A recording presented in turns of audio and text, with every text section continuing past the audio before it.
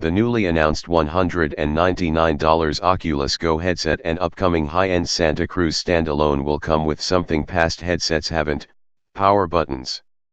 By controlling the end-to-end experience, Facebook gets to tackle VR with a Cupertino-like approach to hardware that lets them avoid the headaches of Windows/Android and the OEMs that build for them. While the company's past efforts have been intricately tied to the fractured smartphone and PC markets, Facebook made clear Wednesday that their future is wireless, uniform, and all about their platform. Oculus Go will save Facebook from having to build complex partnerships with smartphone manufacturers that are 100x easier for Google to gain through Android anyway. Samsung is Oculus's only friend when it comes to mobile VR, and this year the company put both of its flagship smartphones on Google Daydream, as well. This move could likely signal a future where Oculus moves away from smartphone mobile VR as they shift to building their own platforms and letting Google dominate VR on Android, which was a bit of an inevitability anyway.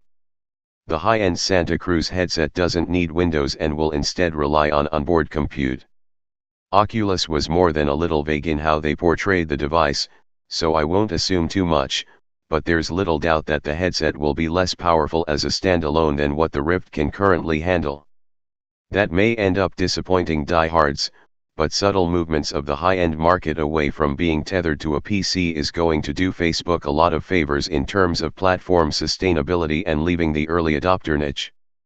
The thing is, there's been this misconception that Valve or Samsung or Microsoft or Sony are Oculus's competitors, when the fact is that their main competitor is irrelevancy.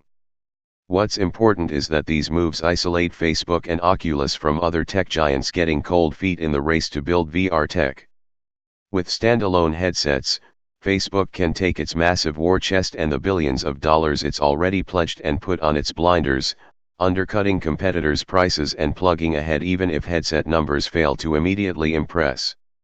Mark Zuckerberg seems unlikely to shift his assertion that VR is the future, and with that steadfastness, if there's a market in VR, Facebook will likely be the one to realize it, both on the hardware side with Oculus and what Facebook has shown with software like Spaces.